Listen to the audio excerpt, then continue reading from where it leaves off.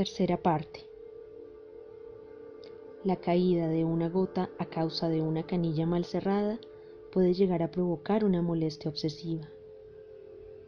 El pasaje del hilo de agua de un arroyo entre las piedras aclara la mente y aligera el corazón.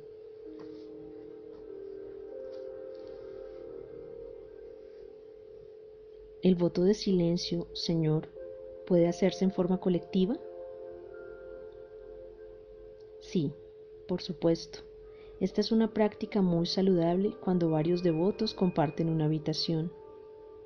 Conviene que antes acuerden los detalles relativos a la organización de este ejercicio, de modo que no surjan imprevistos que los distraigan de su objetivo. Estos devotos deben hacer reuniones previas para que cada quien exponga sus dudas y sus ideas con respecto al sadhana. Es esencial que el grupo alcance una armonía que le permita a cada uno convertirse en factor de ayuda para el logro del otro. Cada aspirante cumplirá con el ritual por su lado, porque el encuentro ha de ser consigo mismo y con el Señor, pero sentir que el compañero está también haciendo su trabajo sostiene y fortalece. Un momento especial es el de la comida, dado que pueden almorzar y cenar juntos, pedir la bendición en silencio, pasar la fuente con el alimento de mano en mano, mirándose a los ojos, comer en silencio sentados en un círculo, ofrecerse el agua mutuamente. Todo puede transformarse en instantes plenos de un significado que difícilmente pueda ser expresado después. Swami recomienda de manera especial esta experiencia, pero han de ser muy cuidadosos en un punto. El compromiso debe ser muy serio en el cumplimiento de cada aspecto de lo acordado. Si alguno de los miembros del grupo decide abandonar la práctica, debe partir sin decir palabra, sin interrumpir de ningún modo el silencio del resto, decidirse a callar mientras permanezca en el cuarto, o buscar alojamiento en otra parte y regresar solo cuando el tiempo del voto de sus compañeros haya expirado. Por esto es aconsejable que los devotos se conozcan primero y hablen con sinceridad de sus motivaciones personales, sus experiencias previas y su vinculación con el maestro. Todo trabajo colectivo es saludable si lo que une al grupo es la existencia de devoción genuina, tolerancia y respeto, sumado al impulso generoso que te hace celebrar el logro ajeno. Cumplidas estas premisas, la experiencia grupal es siempre buena. Se trate de meditar, cantar bhajans o hacer servicio en la cantina. Si en el ashram se encuentran con 4 o 5 compañeros en una habitación, traigan la propuesta de algún sadhana colectivo. Baba también estará allí. ¿A dónde vas a buscar tu porción de silencio cada día? ¿En qué espacio encuentras tu alivio cotidiano, tu pedazo de tierra acogedora para el descanso de tu oído? ¿Dónde se tiende tu alma para regocijarse en el encuentro con el embrujo que procura el silencio, que es el reflejo de tu verdad del todo revelada? ¿Dónde se gesta la obra de arte en tu vida? Ocio de los sentidos, vacío fecundo de insondable riqueza que solo se devela en ese espacio sin sonidos. La conciencia desplaza la mente y muestra su materia de luz, su cualidad de dicha incondicionada, su gozo de entenderlo todo sin palabras, que es lo mismo que decir sin juicios, sin justificaciones, sin preguntas. Ausencia completa de dudas y por lo mismo de tormento. La conciencia, que es el recinto del silencio, expande su fulgor hasta el confín del intelecto, y resulta de esto la comprensión más honda, la síntesis perfecta de todo lo aprendido, la alquimia que transforma en vivencia todo pensamiento y sitúa al devoto en el umbral de la sabiduría, que es también alegría total, definitiva. No hay sabiduría sin disfrute. La dicha perfecta es la del sabio, quien al conocer lo que es verdad, trasciende la dualidad, motivo de tortura, y se instala en el sitio desde el cual todo es claro, unívoco, entendible. Este saber que es absoluto es del todo inefable, no se puede explicar, no es expresable y tampoco es una secuencia de saberes, no es un listado de conocimientos, es un solo destello de purísima luz que no encandila, sino que alumbra de tal modo que la verdad se absorbe como un todo en un único instante, después del cual no hay mente, solo hay conciencia, solo está el ser que es saber absoluto, sin reflexión, sin tiempo. No hay sabio que no sea feliz. La luz de la conciencia no es inerte, no es tampoco onda o partícula, no es un conjunto de fotones moviéndose a una velocidad determinada. La luz de la conciencia es el amor. Todo secreto es develado a la luz del amor. Toda duda es resuelta. Todo dolor es sublimado. Todo amor es una manifestación de la conciencia. No se puede amar desde la mente, ni desde el intelecto, ni desde la materia tal como la muestran los sentidos. Se ama desde la conciencia, porque conciencia y amor son una misma cosa. El ser espiritual sabe que la conciencia también lo impregna todo. Lo que ocurre en el átomo es una manifestación de la conciencia, de la luz de la conciencia y del amor que es el nombre de esa luz. El universo es solo amor. Dios es el amor manifestado. El ser humano conoce el amor condicionado porque no está instalado en la conciencia. La mente nubla su entender, las emociones lo limitan, los sentidos le ofrecen una fracción de realidad. La vida es un camino de descubrimiento, sobre todo de descubrimiento de cómo usar estos divinos instrumentos, estos recursos a través de los cuales se filtra la luz de la sabiduría, como para decirle al hombre, estás dormido. Lo que mantiene al hombre en su estado de sueño es el barullo cotidiano. Ese ruido constante que se produce en la superficie de la vida le impide despertar, le impide descubrir esa preciosa hondura que lo habita con su promesa de alegría y de calma, de libertad y de deslumbramiento. Si quieres despertar, tienes que hacer silencio. De a poco, de a un minuto por día, de manera deliberada y amorosa, procúrate tu porción de silencio.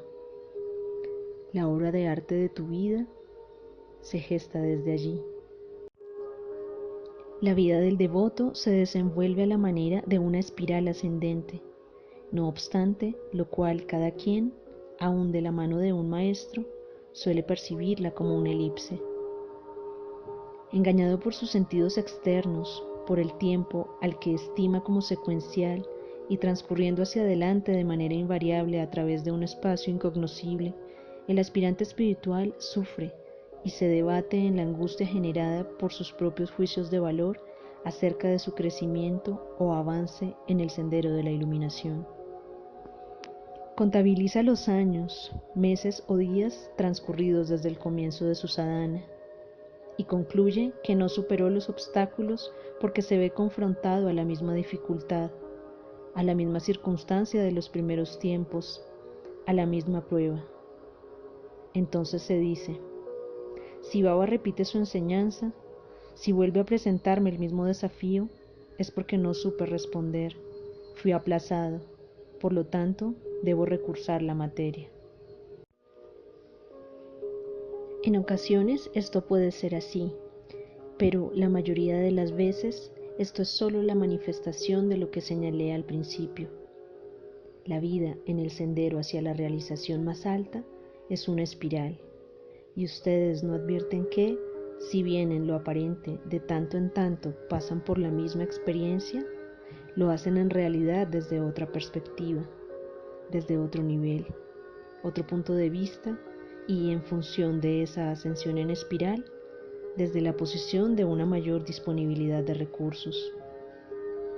No se trata de salvar obstáculos y dejarlos atrás, se trata de aprender a ver de otra manera aquello que siempre acompaña al individuo, los anhelos, las dudas, las desavenencias, los triunfos, los amores, las pérdidas, las alegrías, y posicionarse ante eso de una manera más humana, más amorosa, más ecuánime, y poder discernir desde ese nuevo ángulo cuál es la diferencia entre lo ilusorio y lo real, porque de esto se trata, de quitar los velos de esa visión dual, engañosa, que le causa al hombre tanto sufrimiento. Swami, ¿cuál es el empleo correcto de los mantras luego del voto de silencio? Los mantras son palabras o frases cargadas de poder que sirven sobre todo para que tu mente eche un ancla en las aguas de tu lago interior, esto es, la rescaten de los estímulos externos y la orienten a la introspección. Un mantra pronunciado con fervor y confianza disciplina la mente, limpia el pensamiento y te ubica en la frecuencia vibratoria idónea para el descubrimiento espiritual. Si el hombre repitiera mantras en lugar de afirmar lo que de manera habitual se dice a sí mismo acerca de los demás y de su propia vida, el mundo entero conocería la alegría. El devoto debe beneficiarse con el empleo de los mantras y descubrir el sabor de lo que encierran y recurrir a su recitación cada vez que desea aquietar su mente, recuperar la paz y convocar al silencio. ¿Qué mantra es conveniente emplear, Babaji? El que tu devoción te indique, aquel que proporcione mayor unión con lo divino, el que te inspire más. Por otra parte, recuerda esto, en todo hay un Om de fondo. Cuando un devoto genera en sí un silencio perfecto, alcanza a discernir ese sonido en cada espacio que se ve llevado a ocupar. El Om permea todo. El silencio perfecto en tu interior te lo hará descubrir. ¿Cómo debo repetirlo, Señor? Todo mantra debe ser entonado de manera consciente, con el ritmo adecuado, sin apuro. En ocasiones los devotos deciden hacer yapa y pronuncian el Om o los nombres divinos a una velocidad extraordinaria, más indicadora de un trabajo que desearán ver finalizado que de un llamado a Dios. Repetir el Om es eso, una invocación al Supremo. ¿Cómo habrías de hacerlo a toda prisa? En el apuro la conciencia del objetivo se pierde, igual que la ternura. Esto último es condición vital de esta práctica. Ternura es afecto, calor, cuidado y respeto, y desde esa efusión debes llamar a Dios. Dale tiempo a tu corazón para que pronuncie el mantra. Dale tiempo a tu amor para que surja y se dilate. Otórgale profundidad a tu llamado para que el uno pueda percibir las inflexiones de tu voz interior. Así, pronuncia el Om internamente y repítelo. Crea la sintonía y escucha el sonido divino. Donde quiera que estén, pueden ustedes acudir al Om como refugio o en busca de inspiración sagrada. Por ejemplo, si se encuentran en medio de un tumulto, armonicen su mente con el ritmo de la respiración, convoquen al sonido divino y repitan el Om con cada expiración.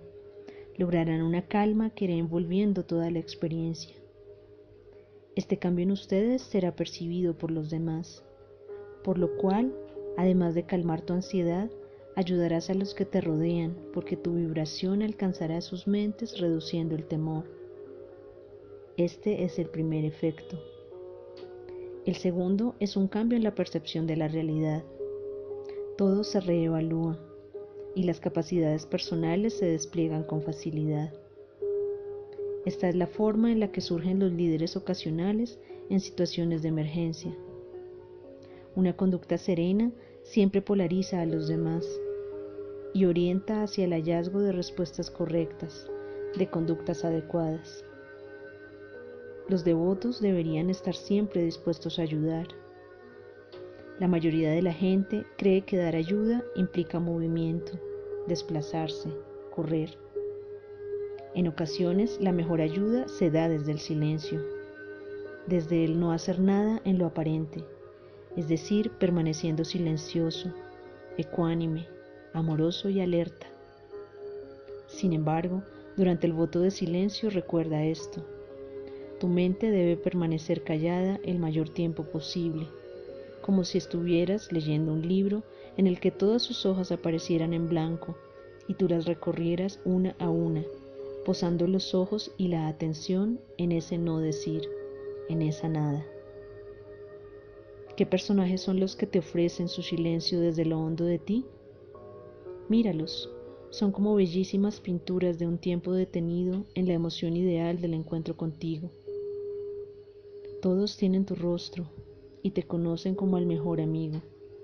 Te ofrecen sus regalos para seguir celebrando esos instantes únicos en los que te sentiste pleno, sin una sola necesidad o deseo que satisfacer, simplemente de acuerdo con la vida en medio de ese goce que es pura sensación de existir.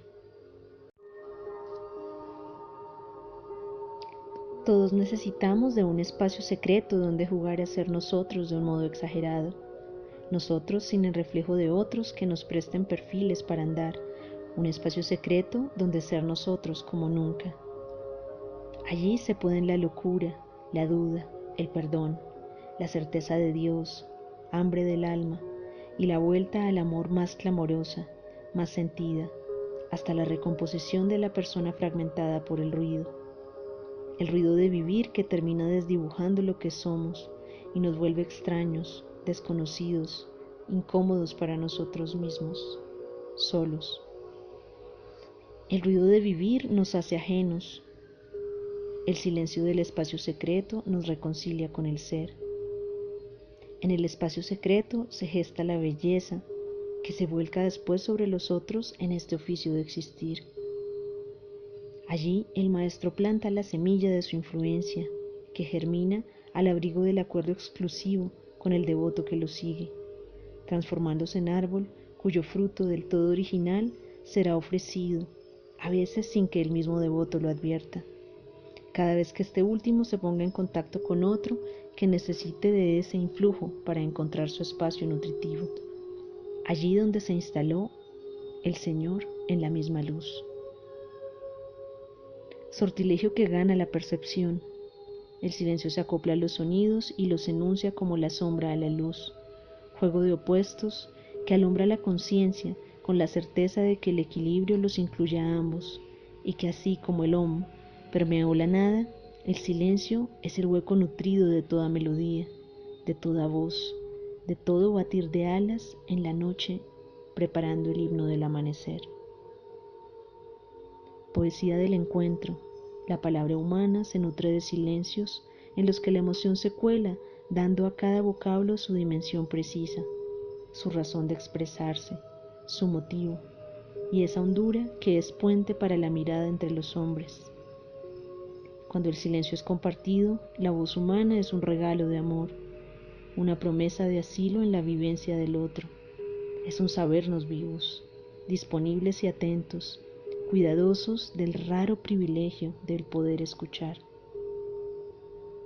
Amigos son aquellos con quienes podemos estar juntos sin hablar mientras la vida sigue, y también son aquellos a quienes uno puede decirles todo, abrumarlos de voces sin que nada se quiebre en ese espacio generoso que nos es otorgado sin culpa, sin juzgar. Delicioso donde la palabra que se dice o se calla y se muestra del todo en un gesto, una mirada, un silencio que acuna lo inefable entre dos que se quieren, entre uno y su maestro, entre el humano y Dios.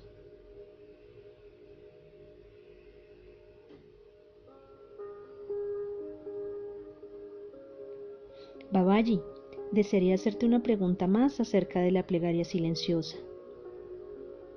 Dime qué quieres saber. ¿Qué diferencia existe entre la plegaria silenciosa y la contemplación, Señor?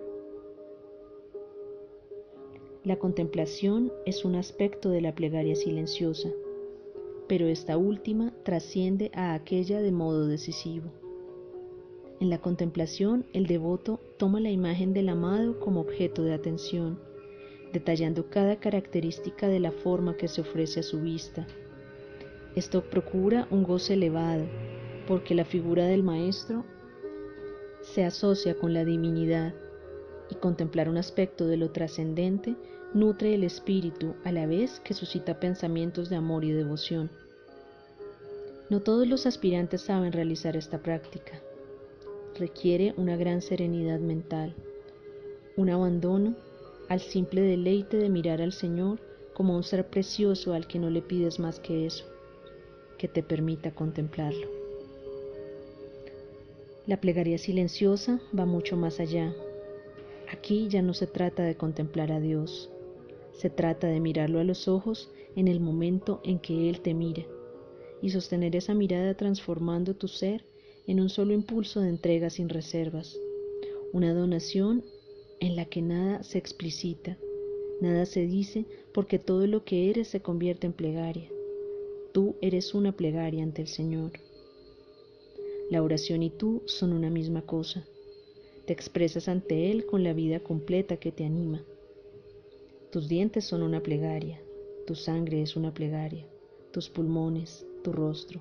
Cada átomo en ti se mueve en rezo mientras sientes tus ojos en los ojos del Uno, en un silencio que aproxima tu alma más y más al alma del Señor.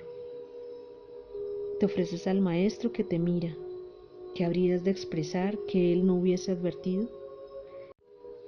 ¿Qué palabra tuya podría ser más clara que su diamantina comprensión? Aprendan a orar de esta manera, con la conciencia despierta en cada partícula de la persona que ahora son. Elévense hacia Él en silencio, sean ustedes mismos por entero, la plegaria que Baba tanto ansía recibir. Hacer silencio es una conducta aprendida que deviene del hecho de haber experimentado un cansancio hondo producido por la acumulación de las palabras, desgranándose a veces como las cuentas de un collar interminable, que cayeran con desigual estrépito sobre el agua del estanque de la calma interior, creando de tal modo ondas concéntricas alrededor del impacto, que no queda ya espacio libre de esa vibración abusiva.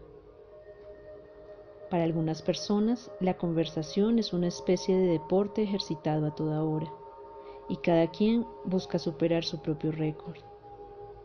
Estos seres en verdad monologan, el otro es apenas un receptáculo pasivo, pero imprescindible, con el cual se tiene la ilusión de conversar, enamorado el primero de su propia ideación, que termina siendo irrelevante hasta para sí mismo por no convertirse en suscitadora de ninguna acción, de ningún cambio. Pero esto no interesa, el discurso carece de importancia. Parecería que lo bueno es hablar, hablar y oírse relatando todo lo que atraviesa la mente, y por lo general con un tono que pone de manifiesto la lucha interna por no dejar nada de lado. Ningún pensamiento es desechado, se dice todo. La propia producción excesiva de ideas a partir de cierta etapa en el sendero de la autoindagación, del encuentro con el área primordial, produce fatiga, cambia la vibración interna y socava, sin que uno lo advierta, la confianza en sí mismo, porque el abuso en la ideación descontrolada dispersa resta intencionalidad y por lo mismo eficacia, operatividad. Algo en el ser, entonces, aprende que no se puede confiar demasiado en que el propio pensar aporte con facilidad soluciones ante los desafíos de la vida. Se ha perdido la necesaria concentración y de ese modo la ideación que torne la existencia más fácil, más clara, más humana. Hay personas que tienen una conducta equivocada en relación a los demás en determinadas circunstancias. Encuentran a alguien en un medio de transporte y suponen que es de buena educación hablar durante todo el tiempo de ese encuentro. Se las ve y se las oye pasando de un tema a otro, revisando los aconteceres del momento del modo más banal, pero que creen apropiado. Qué buenos son esos instantes durante los cuales uno puede reposar el cuerpo, la mente y el espíritu en la presencia de alguien que se comunica a través de un silencio amable, cariñoso, sereno. Qué profunda la sensación de compañía, de entendimiento mutuo, de acercamiento desde la plenitud de la percepción compartida de todo lo que toca la conciencia desde lo externo, el paisaje, la brisa, los aromas. Si caminas con alguien por un sendero arbolado, pisando la hierba sin decir nada, puedes alcanzar la verdadera comunión. Comunión con esa persona, pero también con el paisaje, con el aire que compartes en esa hora única, con tu propio interior que a veces clama por un poco de paz para ponerse en contacto con el secreto instante de lo eterno. Tu maestro es la expresión más acabada del silencio al que debes tender. Uno de los atributos de su silencio es, precisamente, su palabra siempre adecuada, siempre justa, nunca superflua, banal, contradictoria o maliciosa como suele serlo la del hombre común, enredado en los quehaceres de la cosa mundana. Si aprendes a escuchar, la palabra del uno será para ti un venero de sabiduría, un camino por el cual acceder a planos superiores de ideación y de conciencia, a niveles de inspiración orientadores de conductas correctas en el sentido de la posibilidad de que proyectes luego tu ser de una manera provechosa para ti, para quienes te aman y para aquellos a quienes no conoces, pero cuyas vidas, de esa forma desconocida y misteriosa, se ven influenciadas por tu modo de ser y de hacer, hasta por tu modo de pensar. Toda palabra de tu Señor es pertinente, alude a hechos incontrovertibles de la experiencia humana que, si no se plasmaron ya en el pasado o están sucediendo ahora, verán su luz en un futuro, porque todo vocablo divino determina aquello que pronuncia. En ocasiones, los devotos declaran no comprender en lo inmediato algo de lo que el Maestro ha dicho. Es natural, los seres superiores suelen anunciar de ese modo algo que vendrá, por lo cual también es habitual que esos mismos devotos afirmen más tarde que por fin comprendieron aquella palabra, aquella frase, aquel comentario que pudo parecerles fuera de contexto. Toda expresión del uno encierra un profundo mensaje cuyo significado se develará a su tiempo y que es preciso aquilatar, porque su riqueza excede largamente el significado corriente de esas mismas palabras. Procura lograr esta manera de expresión que señala tu maestro, este modo silente de hablar que está asignado por la calidad de lo que dices, por el ritmo pausado, por la bondad de tu mensaje y por la precisión que vuelve a tu decir pertinente y veraz, liberador. ¿Qué imaginan encontrar aquellos que visitan un ashram? Ante todo, un ambiente callado en donde cada quien habla poco y se comunica, sobre todo a través de la mirada. Esperan encontrarse en un ámbito en el cual los intercambios sociales sean mínimos y las experiencias grupales conlleven siempre a la motivación espiritual. Por todo esto, anticipan para sí mismos una sensación diferente a la de la vida cotidiana, una percepción de paz, de movimiento de entrega al gozo que procura ese aflojamiento asociado a la recuperación del contacto con el centro genuino de uno mismo, con la propia, añorada, recuperada identidad. Swami, mencionaste que el silencio tiene rasgos, cualidades y atributos. ¿Podrías decirnos por favor cuáles son?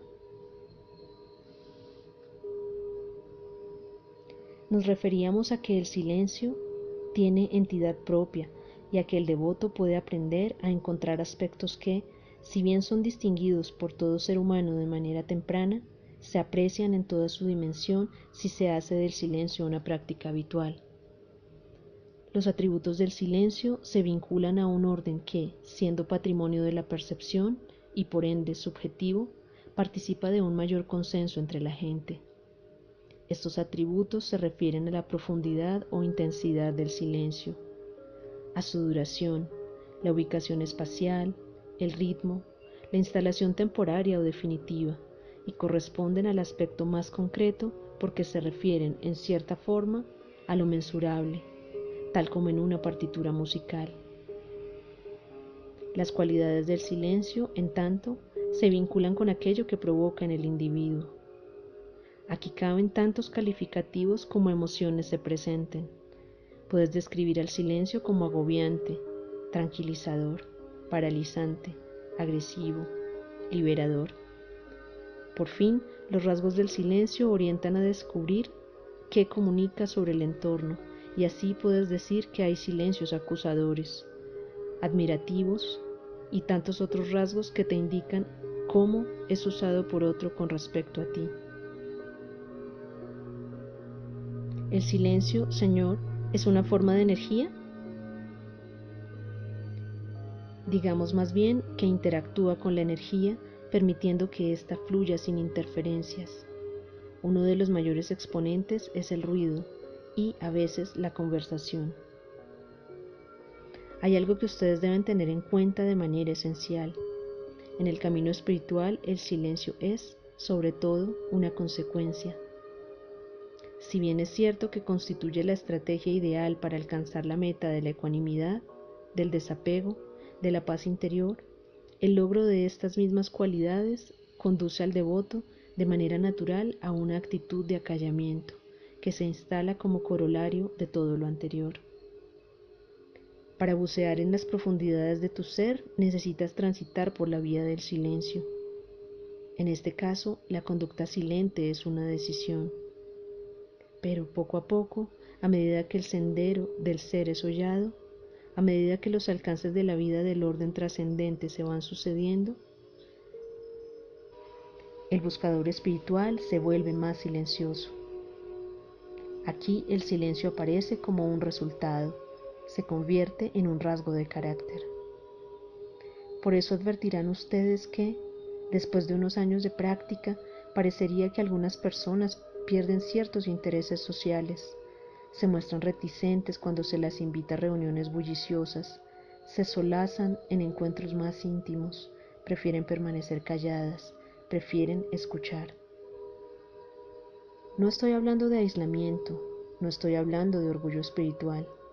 Hablo de un cambio de vibración interior que busca en lo externo una sintonía diferente, que muestra que la persona en cuestión no ha perdido el contacto con su centro, ese que descubrió en el proceso de su autoindagación.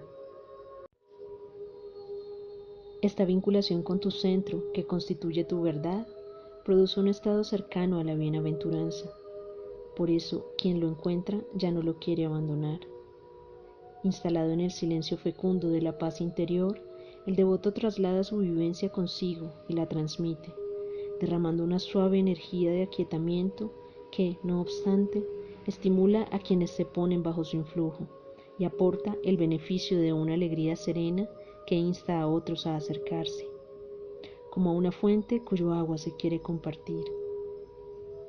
Este es el rasgo que diferencia a una persona espiritual de otra atrapada por el ego. A la primera quieres acercarte, buscas su compañía, te sientes bien en su presencia. A la segunda puedes admirarla, también desear escucharla a causa de su erudición, pero no te sentirás invitado a acercarte, ni te hallarás del todo bien contigo en su presencia. Son personas que no promueven tu íntima felicidad, ni apoyan tu autoestima. Toma nota de esto. Una persona espiritual siempre hará que te sientas bien ante todo contigo. Por esa razón, nunca mires afuera para saber con quién estás tratando. Mírate tú, descubre cuál es la resonancia.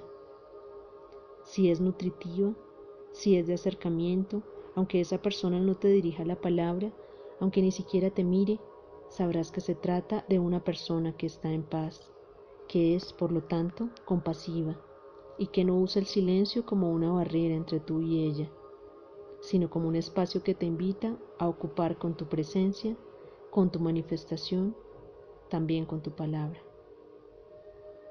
Por el contrario, si la resonancia percibida es de distancia, de separación, si la persona usa el silencio como elemento para marcar la diferencia entre ella y tú, entre su capital espiritual y tu pobreza, si lo usa para obligarte a callar, comprenderás que estás ante quien debe aprender mucho todavía.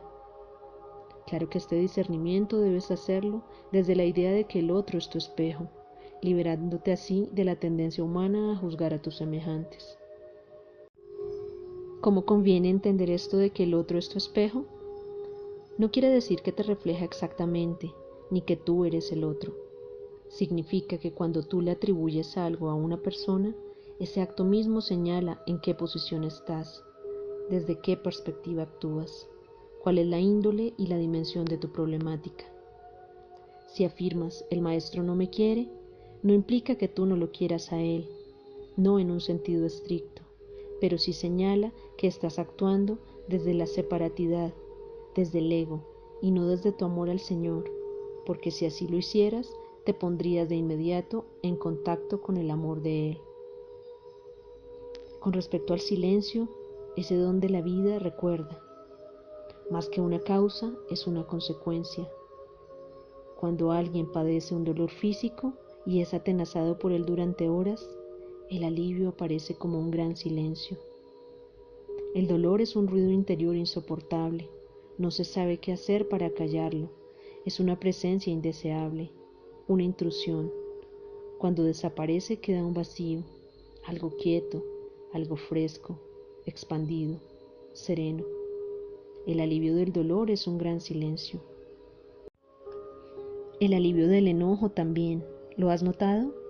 Cuando la ira que hizo presa de ti se disipa, tus hombros descienden, se afloja la mirada, la respiración se hace profunda y lenta, y la armonía recupera su espacio.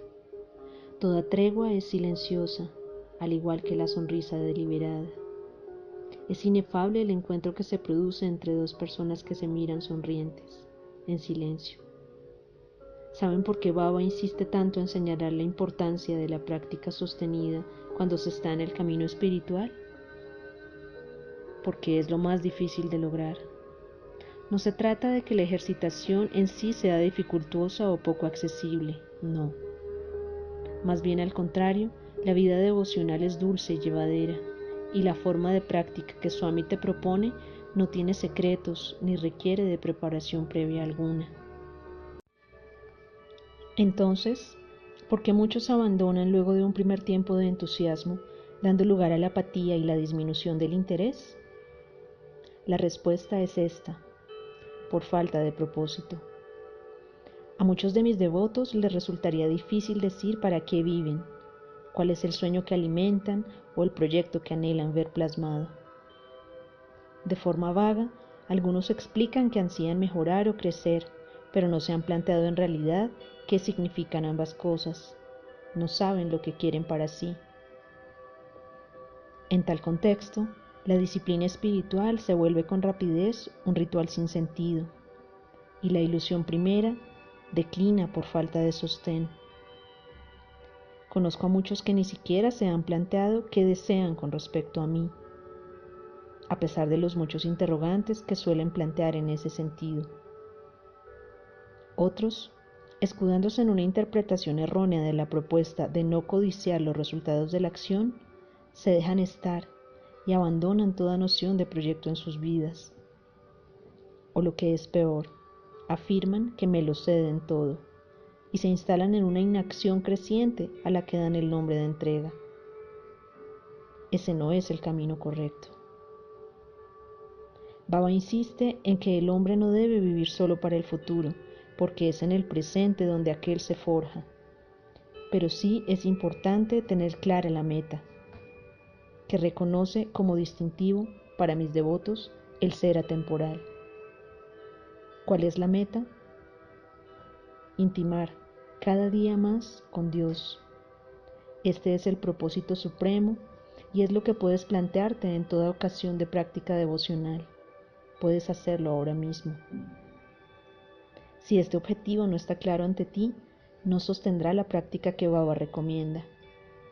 Por lo tanto, indaga con seriedad qué es lo que buscas cuando oras o meditas o haces silencio.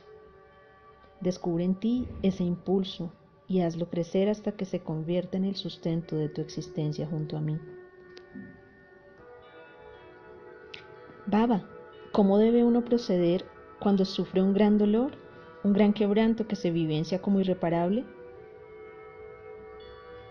La vida humana es una sucesión de ganancias y pérdidas, adiciones y restas, encuentro y despedida. Lo único que realmente alivia el dolor es vivirlo todo desde el amor más hondo, más vital y sincero. ¿Cuándo sufre más un ser humano? Cuando pierde a otro. Este es el desgarramiento más total y el que más quiebra la estructura interior. Es lo que más sacude al hombre porque en cada quien reconoce a su igual, que es su espejo. Al quebrarse el espejo, al desaparecer esa persona, el individuo tiene la sensación de haber perdido su reflejo. No se ve más así como el otro le mostraba que era. ¿Quién desapareció entonces? ¿El otro o uno mismo? ¿A quién pierdes cuando otro se va?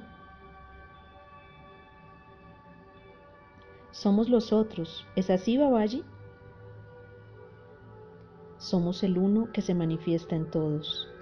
Nadie en el fondo de sí se alegra cuando alguien se va.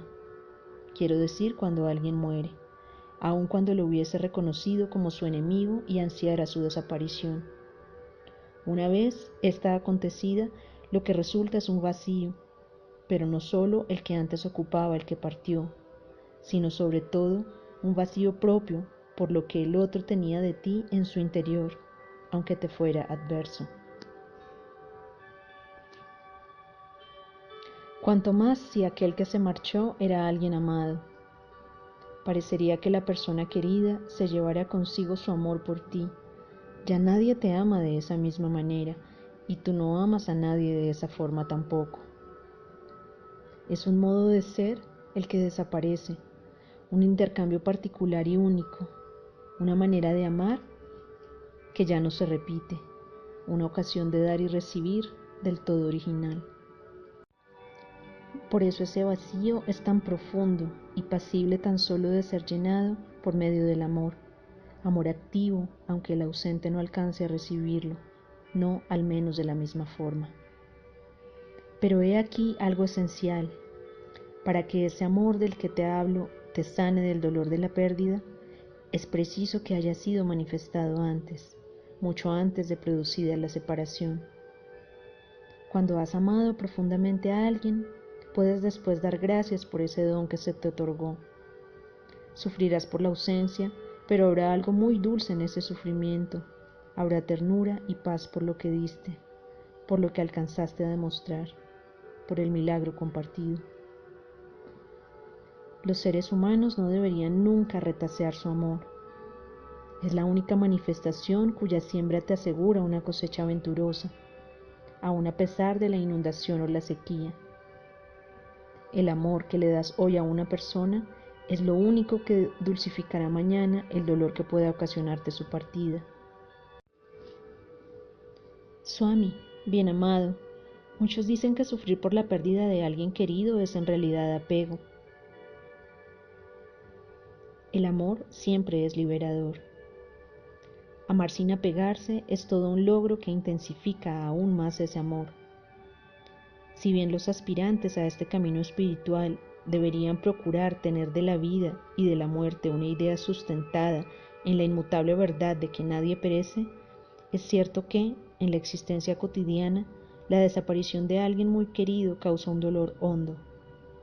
Pero el dolor o la pena provocados por la desaparición de alguien no es apego si transformas ese dolor o esa pena en impulso para seguir creciendo, en sincera motivación para acercarte más a Dios, dando las gracias porque se te haya dado la ocasión de amar, aunque ese lazo, en lo aparente, fuera temporario. El apego es otra cosa. El apego tiene que ver con la dependencia enfermiza que suele ahogar el amor, reemplazándolo por una obsesión donde no hay armonía ni gozo, donde no hay felicidad. Si hubo apego en lugar de amor, habrá desesperación, y no la dulce pena del que quiso al ausente como el amor reclama, de esa forma alegre y generosa que se traduce en aceptación sin condiciones, en entrega real. Apegarse lastima, amar sana de todo, es en verdad el bálsamo ideal. Cuando alguien se ha ido, Haberlo amado sin egoísmo, sin temores, abona el terreno de la paz futura y de ese sentimiento de ternura que nutre el corazón y permanece de por vida asociado al ausente, que por este motivo es percibido ya muy próximo de nuevo y continúa luego cercano para siempre. ¿Por qué se sufre, Swami? Por todo lo que ya no será repetible. Sabores comunes, conductas aprendidas de a dos, habilidades compartidas con esa persona en particular, un cierto idioma propio que, luego de su partida, no te sirve para comunicarte. En fin, un modo de ser que ya no ejercerás, una suma de hábitos que será preciso abandonar y la dulce costumbre del amor que deberá encontrar un nuevo cauce para ser expresado. Háblanos de ese cauce, Baba.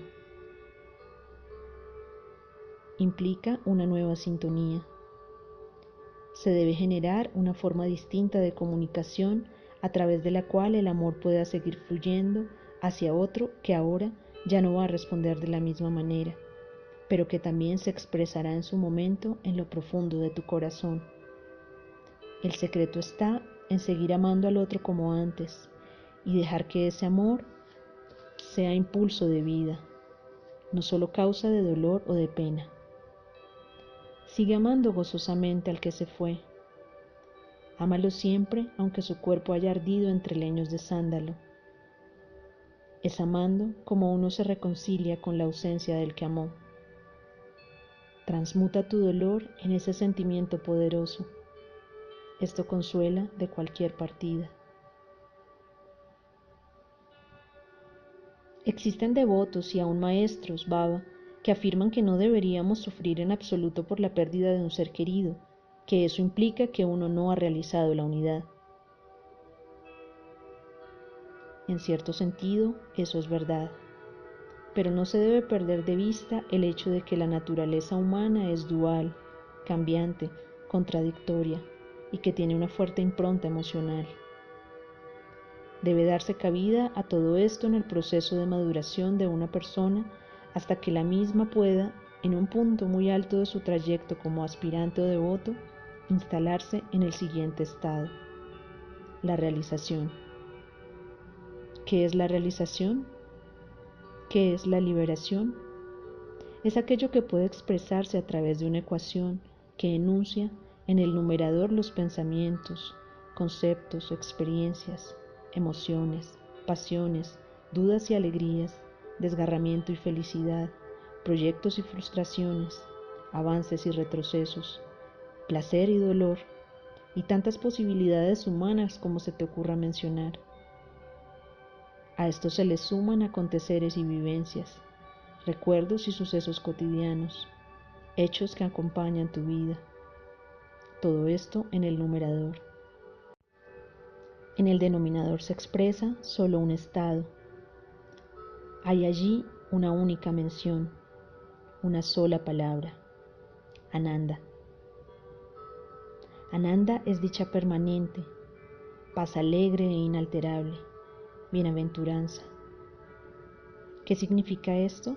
Esta ecuación que ahora te revelo: que el destino del hombre es seguir viviendo fiel a su naturaleza, en la que los opuestos, la dualidad y la multiplicidad se manifiestan de continuo, pero esto sobre la base de una vivencia de gozo no empañado por ninguna de las experiencias expresadas arriba. Hilando aún más fino, significa experimentar un gran dolor entregándote a este dolor de manera absoluta, sintiendo y conociendo en el mismo momento que la esencia en ti permanece inmutable, en su cualidad de fuente de aceptación genuina, que no disminuye por la pena porque deviene del conocimiento de Dios en ti.